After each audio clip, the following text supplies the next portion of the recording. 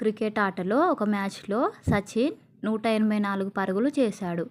యువరాజ్ సింగ్ అతడి కన్నా 48 పరుగులు తక్కువ చేసిన యువరాజ్ చేసిన పరుగులెన్ని?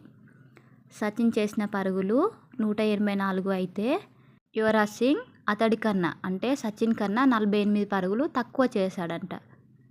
యువరాజ్ సింగ్ సచిన్ కన్నా 48 పరుగులు తక్కువ చేశాడు అంటే మైనస్ సబ్ట్రాక్ట్ చేయాలి. సచిన్ చేసిన పరుగుల్లో నుంచి 48 పరుగులు తీసివేయాలి. సచిన్ చేసిన పరుగులు ఎన్ని? 184. అందులో నుంచి 48 తక్కువ అంటే 48 తీసివేయాలి. 184 మైనస్ 48, 4లోంచి 8 కట్ కాదు, అప్పు తెచ్చుకోవాలి. 14 మైనస్ 8 6, 7 మైనస్ 4 3 1. మొత్తం యువరాజ్ చేసిన పరుగులు 136. ఆన్సర్ వచ్చేసి 136.